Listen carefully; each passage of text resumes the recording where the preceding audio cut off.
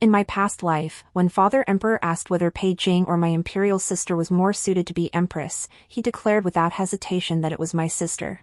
At that time, he was still my childhood sweetheart and betrothed. When my coup failed and I was hung on the city walls to be dismembered, he still caressed my sister's face with undying devotion.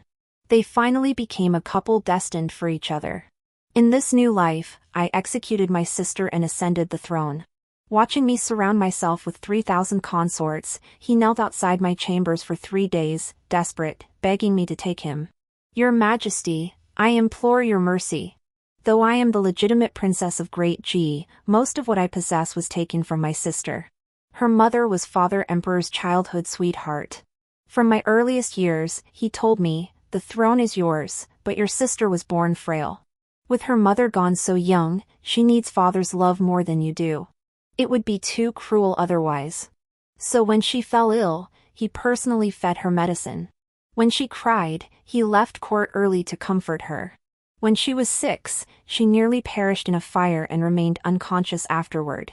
My father, who never practiced Buddhism or Taoism, built 100 temples. He prostrated himself step by step on the stone steps before the Buddha, eating vegetarian meals and chanting sutras for a full month to pray for her safety. From her first babbling words to her tender youth, this devoted father never left her side. As for me, I treaded carefully, guarding the promise his throne granted me, accepting this fairness, his paternal love for her, his power for me. Even the man I loved, Pei Jing, was someone I had essentially picked up from my sister. The young general, renowned for his military exploits, presented his battle scars and achievements to the emperor, pleading for a marriage contract. Yet he waited all night atop the star-plucking tower, and my sister never came. As Pei Jing put it, my sister was like the stars and the moon, it was only natural that moonlight wouldn't shine solely upon him. But the emperor had already promised Pei Jing a marriage contract. So I shamelessly claimed another treasure. Pei Jing frowned, insisting he couldn't lead me astray. Yet my eyes sparkled as I gave him the jade pendant my mother had gifted me. Pei Jing, I've loved you since childhood. Just as you've loved my sister since childhood. To me, you are also like the stars and the moon. I boldly took his hand. He froze, as if seeing me clearly for the first time. After that, things unfolded naturally. I tended his martial arts wounds, took him to see lanterns and storytellers, and prayed for his safe return from battle. The last time he returned from the battlefield, he had lost a leg.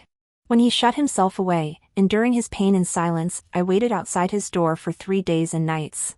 On the final day, he must have struggled to crawl to the doorframe.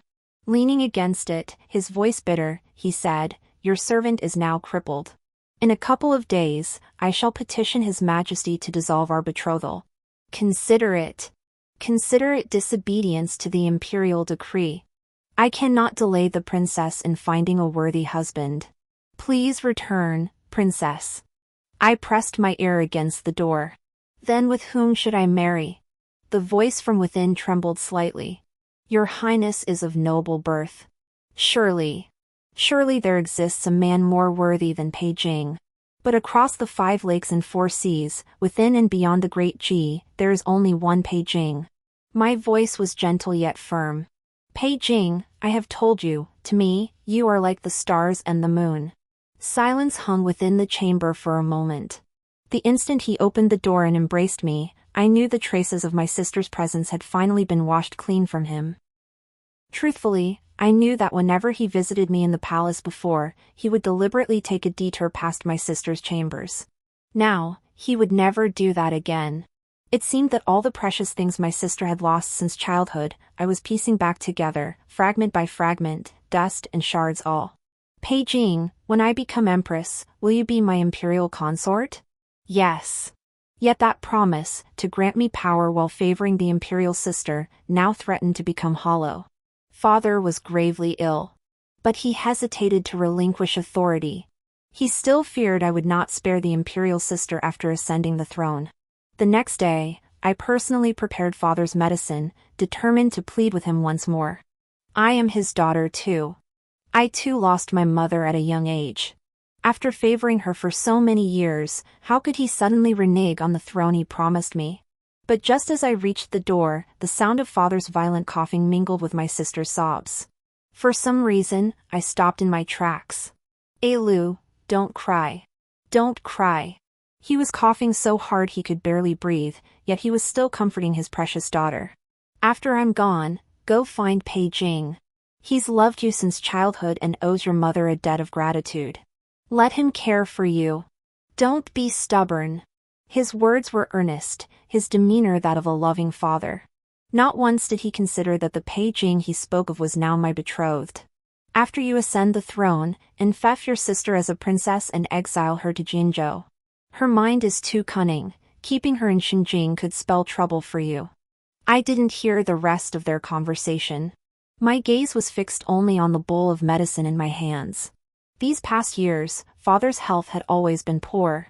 I personally prepared his medicine. My advisors repeatedly urged me to tamper with it, but I never could bring myself to do it. Even so, father always tested the medicine with silver needles before drinking it. Yet I clearly saw that when my sister brought him the decoction, he never hesitated, he drank it down in one gulp. The fairness I had clung to, that power bestowed upon me, that favor shown to her, finally collapsed completely. Numbly, I sought out Pei Jing. Yet these past days, he had been avoiding me. The fear that had long raged like a burning beacon within me finally consumed all reason when I saw my sister and Pei Jing rowing together on the lake. Pei Jing sat upright in his indigo robe, while my sister leaned in, their gazes meeting suggestively. A strand of her dark hair slipped from behind her ear. Jing, I asked, when father summoned you to the palace that day and asked whether I or my elder sister was more suited to be empress, what did you answer? Pei Jing smiled, sipped his tea leisurely, and replied, naturally, the second princess, gracious and composed, intelligent and decisive, is the unparalleled choice for a wise ruler. After speaking, he gazed dreamily at the princess's charming face, just as he had always gazed upon the stars and moon above him.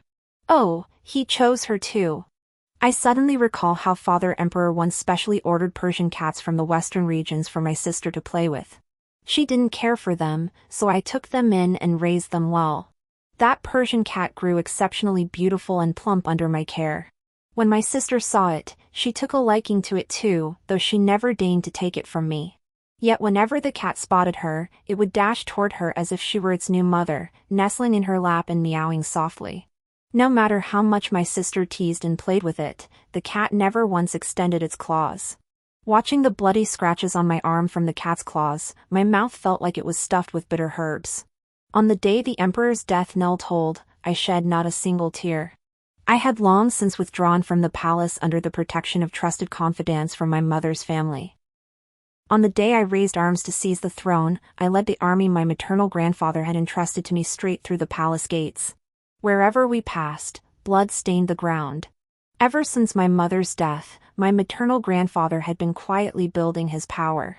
When my father crowned me, that power became my most loyal guard. When he deposed me, it became the blade that cleaved my path. Yet just as I breached the palace gates and stormed past the corner tower, my imperial sister awaited me atop the stargazing tower with a vast force.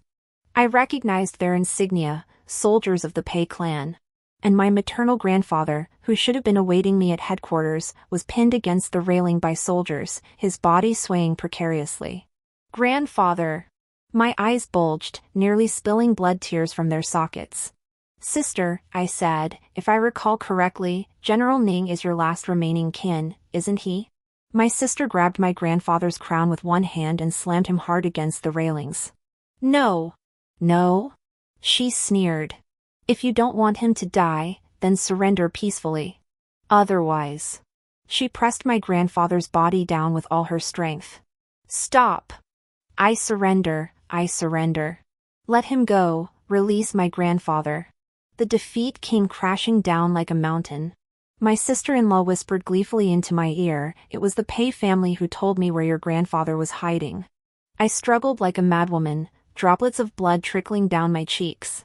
My sister straightened, looking down at me with contemptuous pity. Traitor Zhou Hua, she said lightly, execute by slow slicing. Only on the day I faced 1,000 cuts did I finally see Pei Jing, long vanished. He stood upon the city ramparts, tenderly caressing my sister's cheek. Snowflakes settled upon my wounds, their chill sending shivers through me. How could I ever find peace with this life, utterly trampled, with no room for redemption?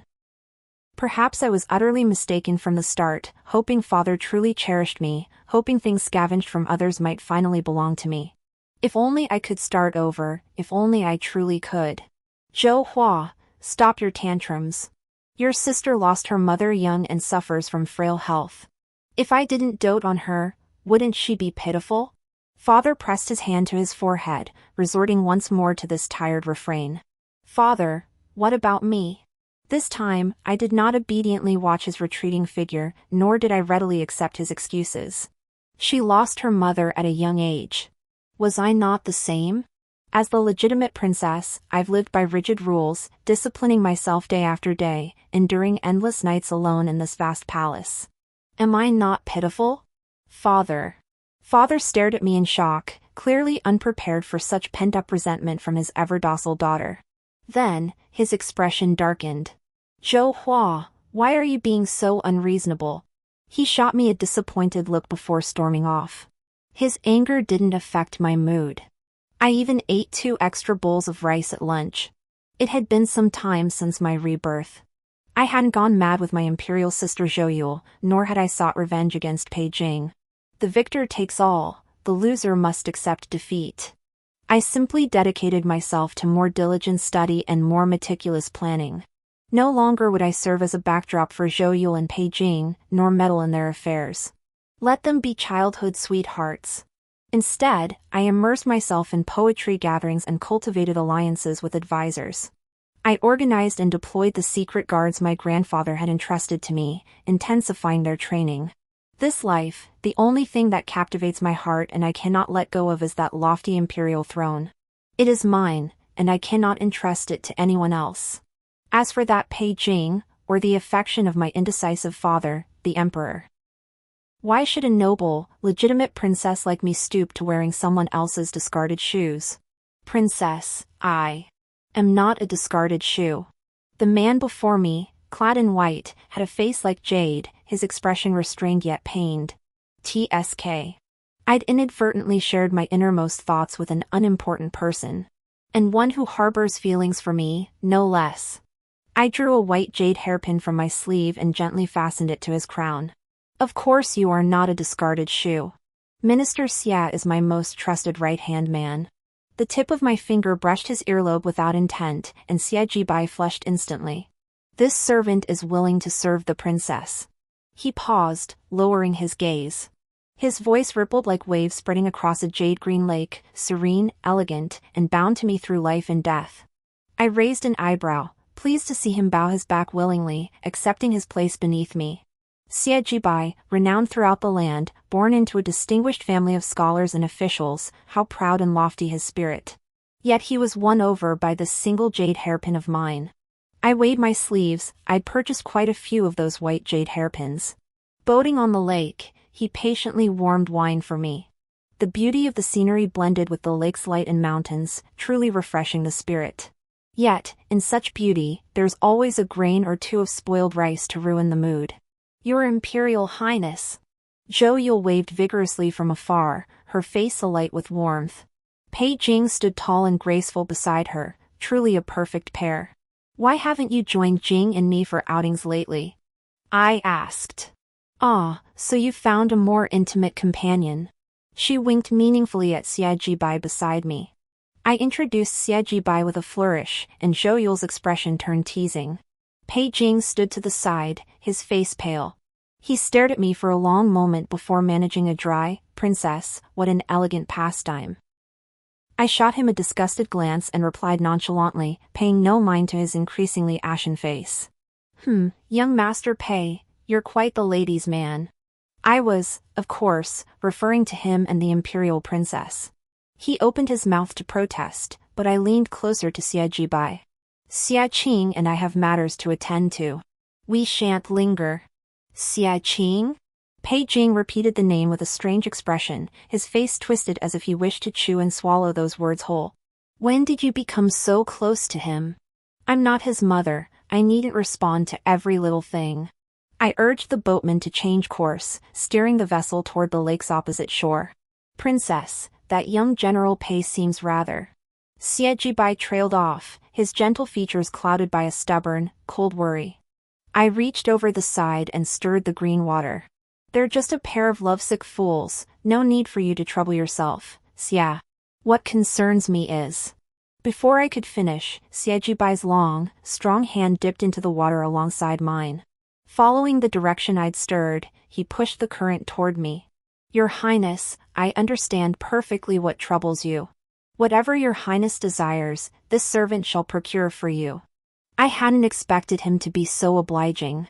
As I withdrew my hand, the droplets still clinging to my palm, he promptly took a handkerchief and gently wiped them away. I watched his meticulous, composed movements with amusement, half-jokingly remarking, Minister Xie, that statement seems a bit overconfident. Xie Jibai gave a slight nod. In the boat's shadowed passage, half his smooth face was hidden in the dim lake light, appearing both dangerous and utterly determined. Your Highness sought me out, you should trust me. I raised an eyebrow, neither confirming nor denying. If he fails, other advisors wearing my white jade hairpin will succeed. I demand absolute certainty. When my advisors distribute relief rice porridge, let the streets hail me as savior. When Xie Jibai and other literati compose poems extolling me, let all court scholars align with my cause. When my sister's maternal brothers languish in prison for corruption and murder, their fate sealed. When my maternal grandfather secures alliances for me, and the court's military commanders serve my cause, those who stubbornly resist will ultimately meet their end. Now, only Pei Jing remains, the one whose family has guarded the frontier for generations, holding military power in the northwest. Princess, General Pei has come again. The palace attendant reported with a troubled expression. In this life, I never sought him out, yet Pei Jing, unusually, constantly requested audiences. When we met, he said little. After a few words, he would run out of things to say, awkwardly yet feigning calmness, occupying my courtyard without moving. He would only clumsily search for topics to fill the silence. I assumed he was seeking validation after witnessing my sister's humiliation, and I never gave him a warm reception. But now, my coup is imminent, and he is about to march against the southern barbarians, just as he did in my past life. Recalling him from the capital is a crucial step in my plan. Best not to complicate matters further. I casually picked a leftover white jade hairpin from the dressing table drawer, then put on a smile to meet him. Princess Huan. Upon seeing me, his eyes first lit up, bright as stars in the night sky. General Pei, with the campaign imminent, why have you come to see me instead of preparing your provisions? The usually open and stern man suddenly lowered his eyes awkwardly, his voice hoarse. The southern barbarians have invaded. This time, I must go. But now His Majesty has suddenly fallen ill, and the situation in the capital is complicated. After I leave, you must be extremely cautious. I inwardly pursed my lips. The implication was clear, as if he had been protecting me all along. I offered him a radiant smile, my eyes filled with warmth. Thank you for your concern, General Pei. You too must be cautious on your journey to the southern barbarians. My words had ended, yet he remained silent for a long while, rooted to the spot like a boulder.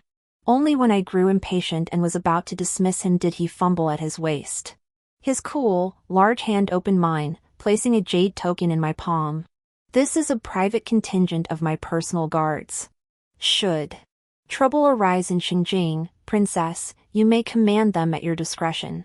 His gaze was deep and inscrutable, his expression impossible to read. I dismissed his gesture as mere courtesy born of childhood familiarity, yet still arched an eyebrow in mockery. General Pei, did you reserve a contingent of these guards? For the imperial princess? I was prepared to hear either a dismissive brush-off or an even more hurtful answer. Instead, Pei Jing gazed deeply into my eyes. His large hand tightened, cupping my wrist in his palm, his skin burning hot against mine. The secret guards are bound by blood, the dragon's forbidden scales. There is only one unit, and only one. His gaze was dark, something in the depths of his pupils leaving me puzzled. I had never seen it before, so I couldn't understand. I merely turned my head away indifferently, offering a perfunctory reassurance. General Pei, you may go with peace of mind. Xinjing will remain unchanged. If you cannot pluck the flower, I implore the princess to abandon the branch. He did not follow my lead, instead growing even more earnest. Every word he spoke, every action he took, revealed his affection for me. Yet in this lifetime, we've never crossed paths. Where did this affection for me even come from? I couldn't tell if he knew my plans or intended to thwart them.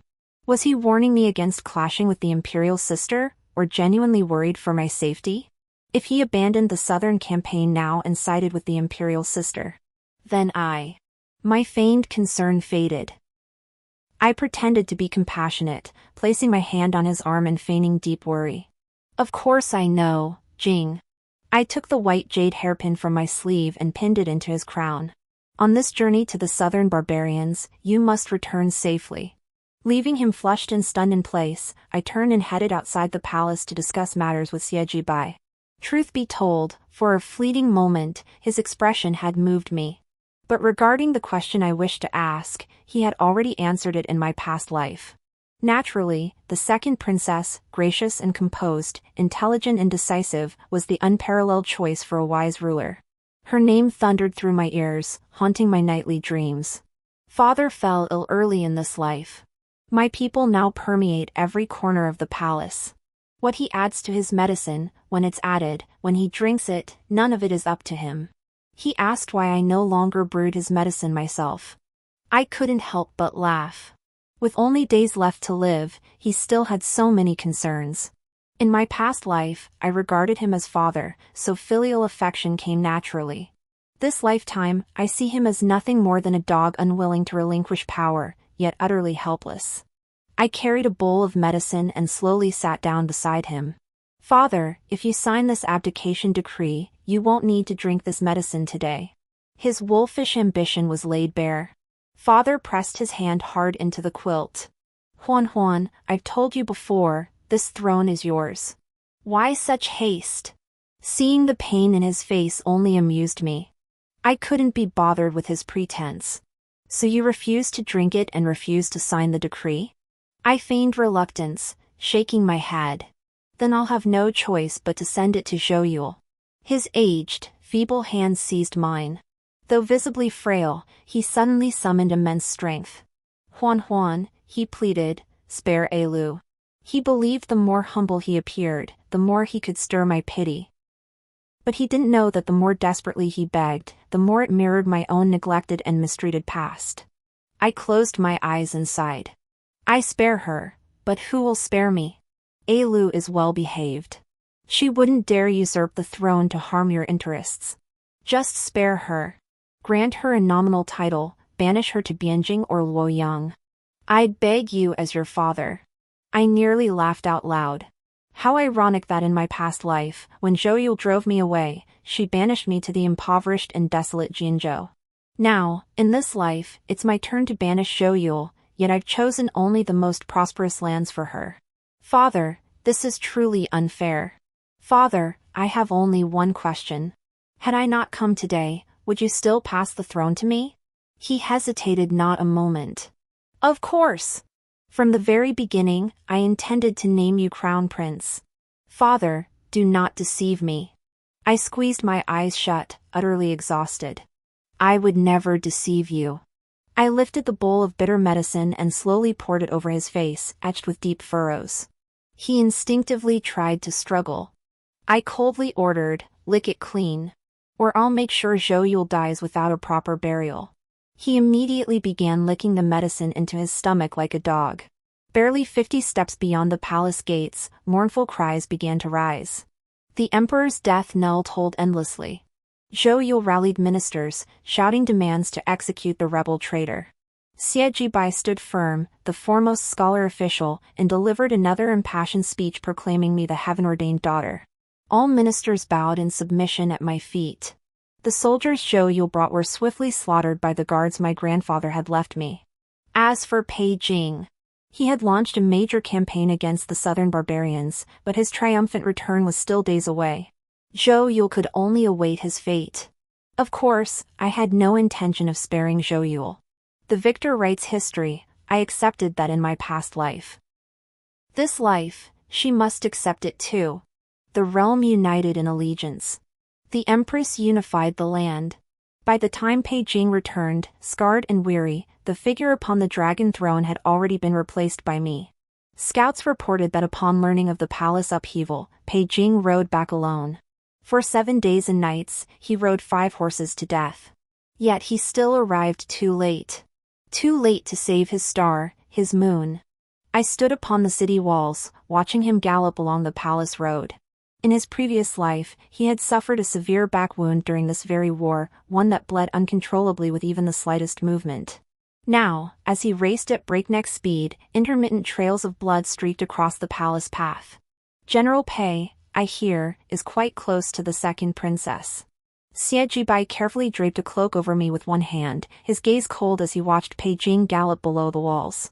Now he rides ahead of the returning army. Your Majesty, why not brand him a remnant of the second princess's faction and execute him to seize his military power? All hailed Xie Jibai as the Magnolia of Xinjiang, a gentleman of gentle refinement.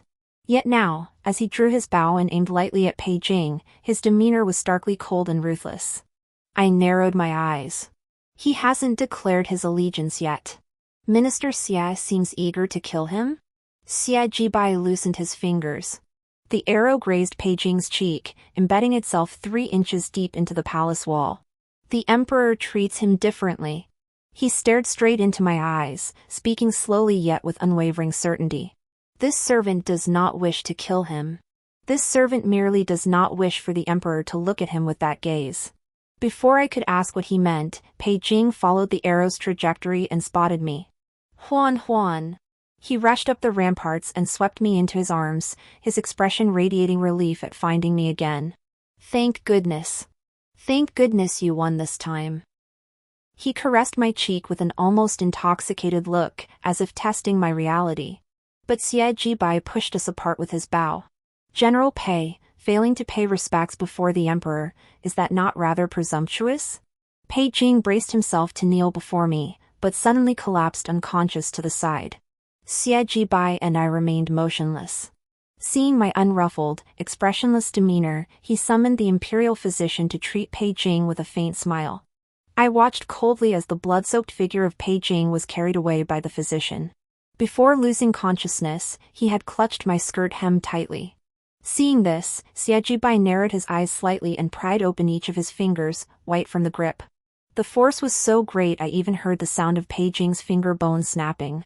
From my vantage point, I couldn't discern Xie Jibai's expression, yet I sensed an icy chill emanating from him. I raised an eyebrow. The world hailed him as a pure, elegant white magnolia, yet when jealousy flared, his core turned as black as night. After dismissing all palace attendants, I gazed at the bleak, desolate scenery below the city walls, my thoughts drifting far away. Of course, I couldn't take Pei Jing's incoherent words, which seemed to imply he stood by me, at face value. I only regarded established facts. In my previous life, it was precisely at this moment that Pei Jing traded his accumulated military merits for a marriage contract with the imperial sister. In this life, the imperial sister still lay dying in prison. He would surely risk his life to secure her safety. But his life alone would not suffice. I picked up the bow handle Xie Jibai had set aside and leisurely aimed at a flock of birds flying in the distance. The long arrow sliced through the air, striking 2 birds with one shot. Having ascended as empress, I could not remain merely a female ruler whose military power lay in others' hands. If Pei Jing truly sides with my sister, then I must wait until he exhausts his military power and achievements. Then I shall send both of them to meet their end. After reviewing memorials and dozing on the couch, a palace attendant reported, Pei Jing and Xie Jibai had come to blows. All over a jade hairpin. Rumor has it Xie Jibai accidentally broke Pei Jing's pin. But Pei Jing claimed it was of utmost importance to him. Covered in wounds oozing blood, he charged at Xie Jibai. Though Xie Jibai is a scholar official, how many literati excel in martial arts? Not to mention his swordsmanship is renowned throughout the land. Now wounded, how could Pei Jing possibly prevail? Rushing to the scene, I discovered Pei Jing, a general forged in battle, proved no pushover. Though Xie Jibai had torn open his wound, Pei Jing had left Xie Jibai battered as well, even marring his handsome features. A general and a right chancellor, locked in a fierce brawl within my inner chambers. What a disgrace! Your servant merely thought the jade hairpin looked familiar and wished to examine it closer. Who would have thought my hand would slip? Xie Jibai smoothed his sleeves, his expression solemn yet composed. As if he truly meant no harm. Pei Jing, however, clutched the shattered jade hairpin tightly in his fist, his palm gushing blood yet his grip unyielding. Your Majesty. He knelt before me, head bowed, holding his blood-soaked hand open before me. The jade hairpin. The one you bestowed upon me. I closed my eyes in impatience. A mere jade hairpin, was it truly worth summoning me here? The words had barely left my lips when Pei Jing's face paled further, his open palm slowly closing once more.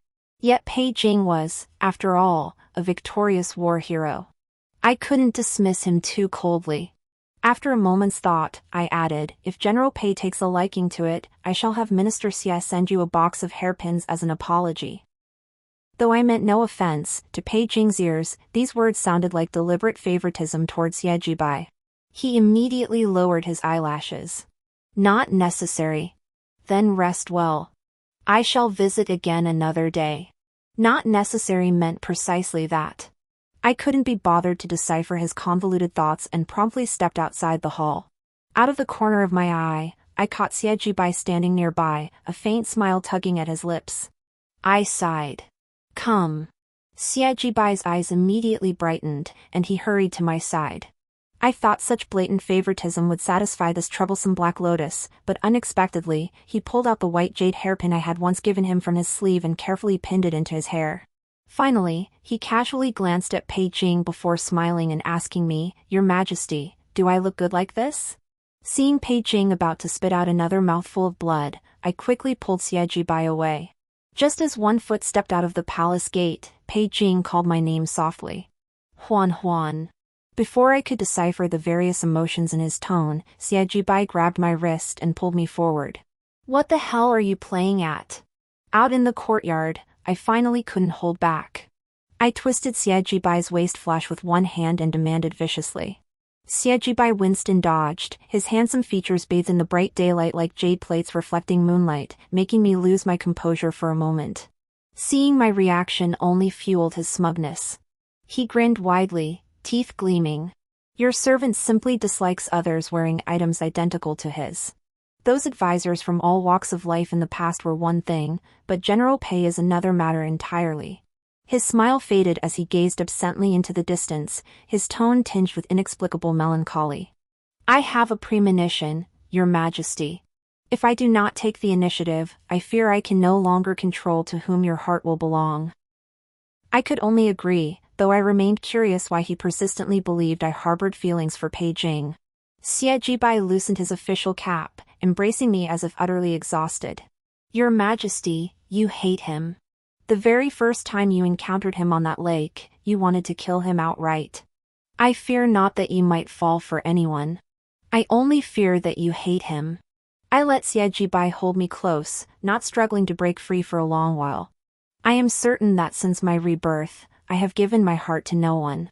Yet I had also imagined countless times reducing Pei Jing to a dying state, then asking him myself, was this throne meant for me, or was it better suited for my sister? That had been my obsession across 2 lifetimes. But those thoughts belonged to the time before I seized the throne. Now that I held absolute power, all those past notions seemed meaningless and foolish. I reached out to touch Xie Jibai's earlobe, my eyes once more brimming with feigned affection. My smile was thick with mockery. I do not like him. Whoever remains by my side until the end, I will naturally come to like. Hearing this, Xie Jibai ran his fingers up my porcelain white nape. His palm bore the rough calluses of a man who had wielded swords for years, and his touch made me flinch instinctively. He lowered his head and placed a light, reverent kiss in the hollow of my shoulder.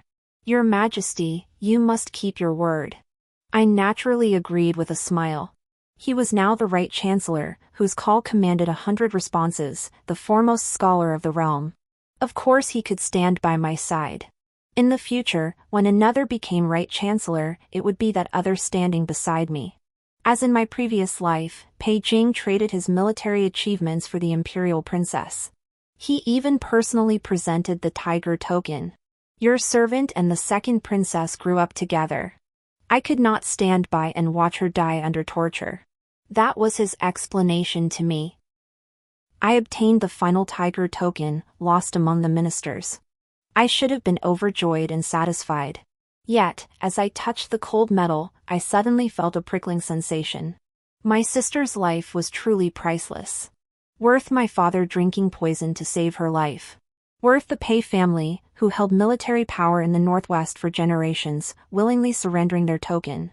How splendid! I closed my eyes tightly and agreed to his request. When I opened them again, all I saw was desolation and death. An external minister of immense prestige in the Northwest, a fallen princess whose former troops still lingered. Merely stripping them of their military power and status would never bring me peace. Only when both had become mere puffs of ash on the road out of the capital would I properly mourn the bond we shared since childhood.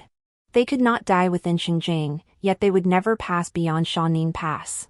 By noon the next day, the secret guards reported my sister had left the city. She would likely exit Xinjiang within 3 days.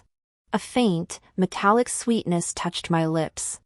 I summoned the right chancellor to the palace. When Xie Jibai entered my inner chambers clad in thin white robes, I seized his throat before he could open his mouth, flinging him onto the bed. Xie Jibai, didn't you say you loved me? His calm eyes absorbed every flicker of my emotion. One hand braced against my waist to steady me, the other gently stroked my temple, soothing my near madness. I paid no heed to his subtle gestures, only clutching his throat viciously, my eyes filled with contempt and aggression. The emperor demands you relinquish your position as right chancellor, forsake your reputation as a scholar, and enter my harem as my male favorite. What say you? Xie Jibai was born into a distinguished family of scholars, the foremost among them. Admired by all, his lofty pride was self-evident. My command today, to abandon everything and become my male favorite, was undoubtedly meant to humiliate him, even to savagely trample his pride.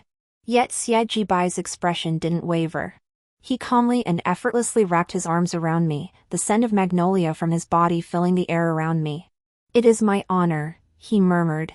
Only after a long moment did I release him. His first act upon catching his breath was to warm my icy hands. His own palms were scorching, damp with sweat, and his usually immaculate hair was disheveled. He must have been frantic with worry, racing here from the moment he entered the palace gates. What of the moon in the heavens, or the snow lotus atop the highest peaks? Xie Jibai will always be within arm's reach whenever I turn my head. He belongs only to me. The hibiscus canopy was warm. Xie Jibai lifted me onto his lap, then gazed at me with utmost seriousness, cradling my face as if examining the moon he pursued with every means. The fragrance of magnolias filled the canopy, swelling my heart to bursting. Before I presented the jade hairpin to His Majesty, I knew he was the only one for me. For the first time in my life, I pressed my lips to his. I thought, this is mine. Belonging only to me. Not pieced together from scraps found elsewhere. The next day happened to be a day of rest. Though Xie Jibai moved gently, his words offered 100 reasons for me to stay in bed. It wasn't until the third morning that I learned of Pei Jing kneeling outside the palace hall. He hadn't followed Zhou Yu and Lu, protecting her along the way. Instead, he knelt outside my imperial hall, his expression deeply affectionate, kneeling there for 3 full days. No matter how the palace attendants pleaded, he steadfastly refused to leave.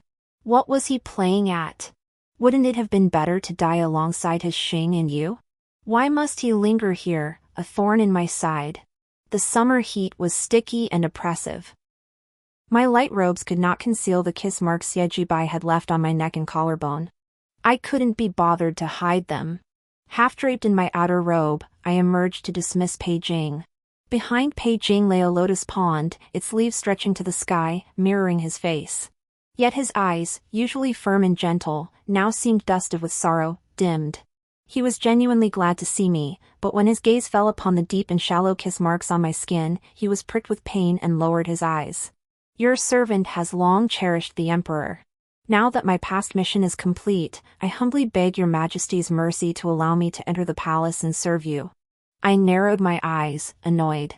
My harem wasn't a trash can, why were they all scrambling to get in? Pei Jing, my harem already holds 3,000 beauties. Where would you even rank among them? Pei Jing paled. I expected such a proud man to storm off immediately, but instead he bowed deeply, as if breaking his very backbone, repeating, "I beg your majesty's mercy." I impatiently closed my eyes, finding him utterly unreasonable and unbearably persistent. Pei Jing, you've lost all your military power and status. What grounds do you have to bargain with me now? Pei Jing and I stood in a tense standoff for a long while.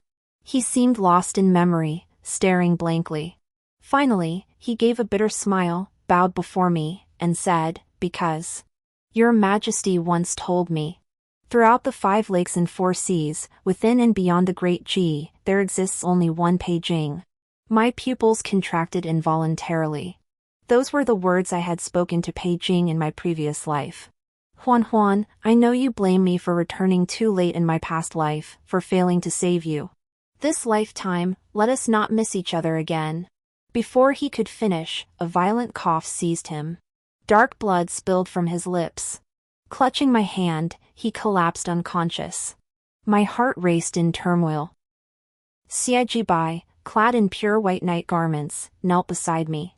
Instinctively, I grasped the hand he offered. Its thread-like coolness calmed me. His voice was clear and resonant. "Imperial physician Xian.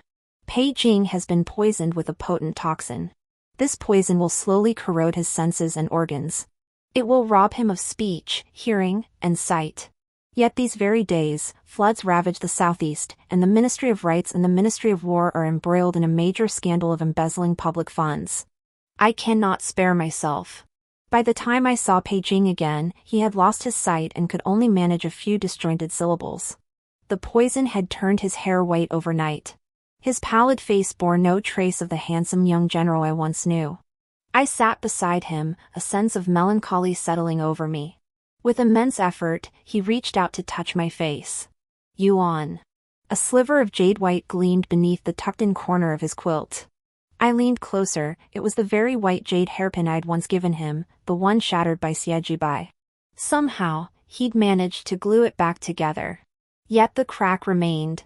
Closing my eyes wearily, flashes of the past danced before me. All the signs I'd refused to believe, deliberately ignored, his oddities and confessions.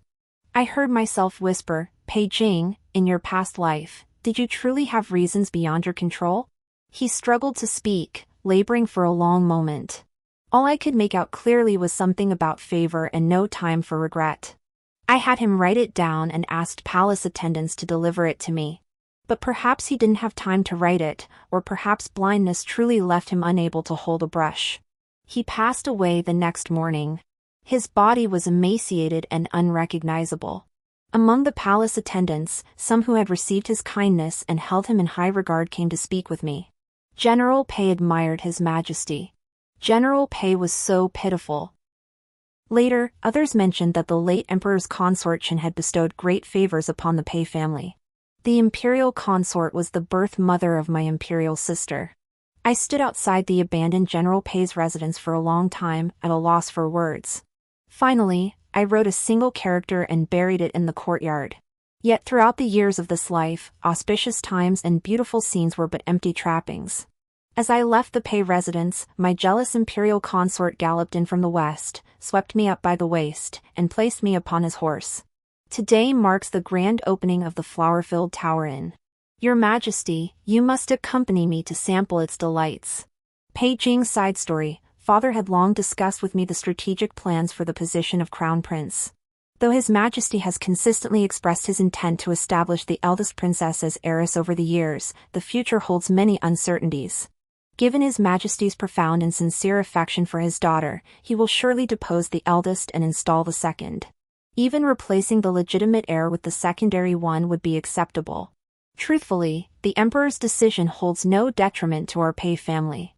The second princess's birth mother, Consort Chen, has always been friendly with our Pei family and has even bestowed great favors upon us.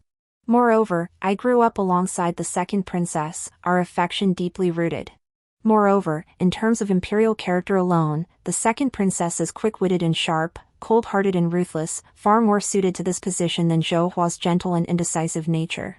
It is only the eldest princess, long confined within the palace walls, who has grown stoic and rigid in her neglect, who is truly pitiable. Her entire life, filled with earnest longing, will ultimately see everyone abandon her. That's why I showed her kindness in my youth, often sending her small trinkets whenever I presented gifts to the second princess. Her eyes would always light up at such times. Even knowing these were leftovers meant for her after the second princess received hers, she never complained. She cherished being remembered. Thank you, Jing. Later I went to the battlefield. I faced death countless times, yet returned with glorious military achievements. It was only natural for a young general to exchange imperial rewards for a betrothal to his beloved. His Majesty even agreed with a smile. But Yue refused. Furious, she hurled the entire brush stand at me.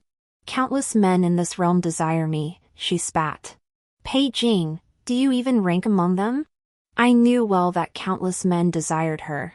Yet that drunken kiss she gave me during the Lantern Festival before my departure made me question my own standing. A mere frown from me had men kneeling at my feet begging for favor. Even my own father, the supreme ruler of this realm, would stoop to discern my whims. Pei Jing, what does your love amount to? She trembled with fury, her eyes brimming with contempt for me. It took the palace attendants a long while to calm her before she rolled her eyes and flashed a malicious grin. Father's betrothal cannot be annulled. I can bestow you upon my imperial sister. As if struck by a brilliant idea, she clapped her hands in delight. Pei Jing, be with my imperial sister. After all, neither of you has anyone else. I watched her moonlit face, every smile and frown radiant, then bowed my head in self-mockery. I love the moon, yet I forgot. The moon never loves anyone. To cherish the moon's noble purity, one must embrace its constellation of stars, its unreachable height. She received too much love, so she grew indifferent to loving or being loved. She treated love as a plaything, as a bargaining chip. I voluntarily request the annulment of our betrothal, willing to bear the wrath of imperial wrath. Yet as I passed Zhou Hua's palace, I saw the eldest princess, whose eyes were always cast downward, rush out with worry. She said, Pei Jing, I heard you suffered severe injuries on your northern campaign. Does it hurt? I have the finest ointment. Extra from what father bestowed upon our injured sister last year when she fell from her horse. This northern campaign, father joked that the Pei family had a worthy heir. His Majesty beamed, calling the young general unstoppable. The people praised, with the Pei family in great G, we have no worries. No one asked how severe my injuries were. I lifted my eyes and smiled wearily at her. It's nothing. Truthfully, the wound on my back still stung fiercely, but I needed to speak with His Majesty soon about annulling the betrothal. Zhou Hua suddenly seized my hand. A rare, vivid blush spread across her face. Pei Jing, if my sister refuses, would you marry me instead? I frowned. To harm another out of fear of His Majesty's wrath would be more unbearable than punishment itself. I refused her. No matter what, I couldn't involve others or wrong another woman. Yet she carefully drew a jade pendant from her bosom and placed it in my palm. Pei Jing, I've loved you since childhood. Just as my sister is to you, you are to me, like stars and moonlight. As if by some unseen force, I let her clasp my hand. The year that followed was the happiest of my life. She practiced swordsmanship with me, tended my wounds. She gifted me silk pouches, forged a sword just for me. She invited me to view lanterns, to solve riddles. Her face beneath the lantern light was breathtakingly beautiful. Do you think it's lovely? She asked. I stammered that it was beautiful, only later realizing she'd asked which lantern was beautiful. Drums and music played in the distance, but it was my heart that pounded wildly. When she held up that rabbit lantern, joyfully declaring it was hers, not one left over after the princess had picked hers, my heart ached unbearably. Suddenly I remembered, all the gifts I'd given her before were also chosen after the second princess had picked the best ones. I bought every lantern at the stall to give her. But she shook her head, saying she only wanted this one. For things you love, things precious, one is enough. Then came the expedition to the northern frontier. Though I repelled the barbarians, I lost a leg. The second princess once visited me in the emperor's name. When her gaze swept over my mangled, bloody stump, the disgust and revulsion in her eyes were unmasked. That single look drove me mad. I locked myself in my inner chambers, refusing all visitors. Zhou Hua pleaded outside the door, but I dared not open it. I feared she too would look at me that way. Besides, what future could a cripple like me offer anyone? She deserved to find a worthy husband. Jing, you don't want me. Then who should I marry? She waited outside for 3 days and nights, finally sighing as she asked me. I smiled bitterly. A princess of such noble birth must surely find a man far better than this lowly Pei to match her. Yet across the 5 lakes and 4 seas, within and beyond the great Xie, there is only one Pei Jing. Pei Jing, I told you, to me, you are like the stars and the moon. The moment I opened the door and held her in my arms, I wept for the first time in my life. Zhou Hua, what merit or virtue have I, Pei Jing, to deserve you in this lifetime? Yet, in the end, I still failed to protect her. When His Majesty lay gravely ill, he summoned me to court and asked who was worthy of great responsibility. I remained silent for a long time. His meaning was already clear. I mourned for my Zhou Hua. Your Majesty, how can one consistently favor one over the other throughout a lifetime? His Majesty sighed, his cloudy eyes fixed intently on me. You have fallen for Yan Yan after all, Ailu. You have lost your heart. But remember this, Ailu's mother, the imperial consort, has done your Pei family a great favor. Watching His Majesty's resolute expression, I couldn't help but sneer inwardly. What kind of father is this? I cannot forget the great favor of the imperial consort Qin, but I will never betray Huan Huan. As the emperor lay dying, my father permitted me to lead troops from the northwest into the capital to aid Huan Huan. Yet upon my return, I learned of the emperor's demise, the second princess inheriting the throne, and the eldest princess's rebellion and usurpation, ending in her execution. My father remembered consort Chen's great kindness, so he abandoned me. He propped up the second princess to ascend the throne, hung our Pei family's granddaughter-in-law from the city walls, and subjected my wife to 1,000 cuts. I climbed the city ramparts. Huan Huan's corpse swayed in the wind, just 5 or 6 zhang away from me. Zhou Yule grasped my hand, saying the Pei family had rendered meritorious service and I could be made imperial consort. Instead, I seized her throat with one hand and lifted her body off the ground. Father rushed up the stairs in panic, pleading for me to let go. The imperial consort bestowed kindness upon our Pei family. Jing, lower His Majesty at once. I knew only this, he who took my wife's life, must pay with his own. Countless arrows pierced my heart. I paid no heed to my father's heart-wrenching cries. My sole concern was whether the pressure on Zhou Yule's throat was enough to end her life. As I collapsed, my hand reached for where Huan Yu's body hung. Huan Yu. My wife. Pei Jing's side story 2, it took me 3 years to replace my grandfather's influence within the Pei family.